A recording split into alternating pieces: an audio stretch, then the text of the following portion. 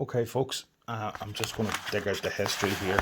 Bear with me with my very untidy desk. The history for the British Racing Green MGZT. So there will be some original service history in the book. I'm assuming that's 12,000 miles. So sorry, 9,000 miles. 9,818, 2006, 2007, 20,105, 2008, 29,000 miles, 2010, 46,000 miles, 2012, 53,000 miles, that's 2012 as well, it's 3 months later, so there was something done there, brake fluid. I don't know what that's supposed to be, but the mileage is 6,000 miles more, and nothing mentioned there. Engine removed and rebuilt 65,000 miles by services. Well, sorry, so that'll be the most recent one, 2024, so I'll have to put a date in that. Right, these are the invoices from when the previous owner, so these are the only invoices that come with the car, but that's from the previous owner. The one that's basically selling the car for us today. So we have Parker's invoice, July 2018, water pump, gasket, silicone, spark plug 6 off, oil filter, petrol filter, pollen filter, oil, and there is more silicone, and it came to £188 and 62p. If this is it. Sean, it's maybe a wee bit out of focus. Then there is an invoice for a pair of used rear struts, shock absorbers, £45. Can't imagine the new ones would have been substantially more, but hey ho.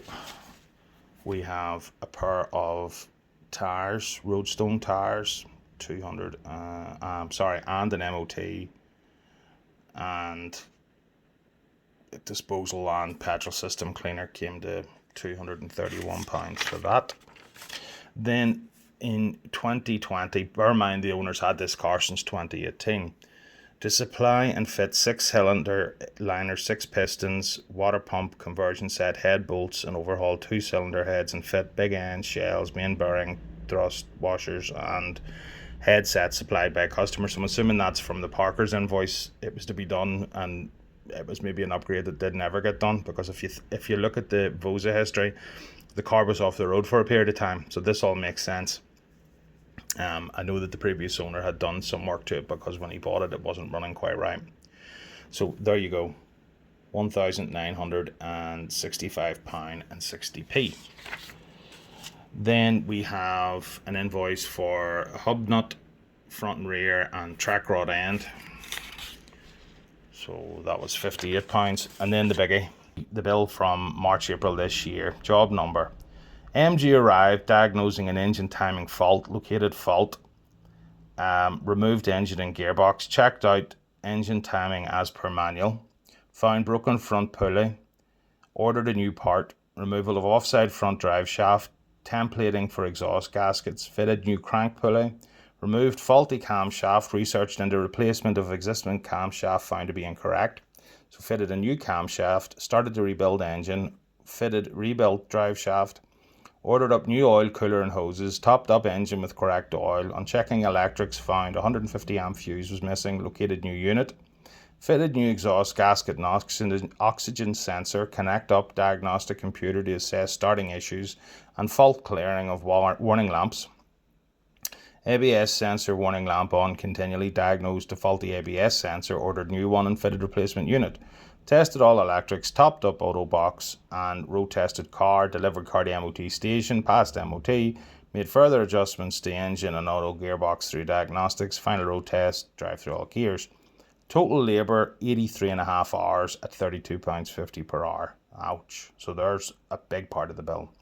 4.5 litres of engine oil, fluid oil for the automatic transmission fluid, threaded bar, a set of manifold studs, a set of manifold nuts, Rear engine mount, 2 camshaft end seals, an exhaust manifold gasket, oil filter, air filter, crankshaft pulley, 150 amp fuse, an exhaust gasket, crank sensor, RVR lambada sensor, drive shaft reconditioned, pair of hydraulic pipelines, oil cooler, air condition test and recharge, oxygen sensor, 5.5 litre auto transmission fluid, MOT, fog lamps, H1 type 2, ABS sensor, assorted consumables, 461775.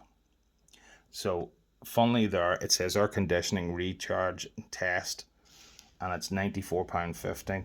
So it's interesting that that's only been done, and I don't think it's overly cold, but then I actually don't know. So it's interesting to see that. Perhaps I haven't it set up properly. But there you go, £4,617.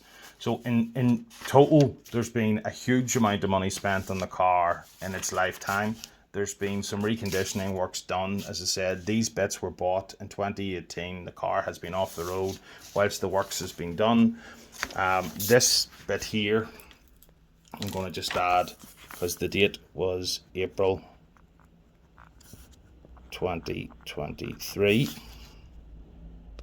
Was when that work was done.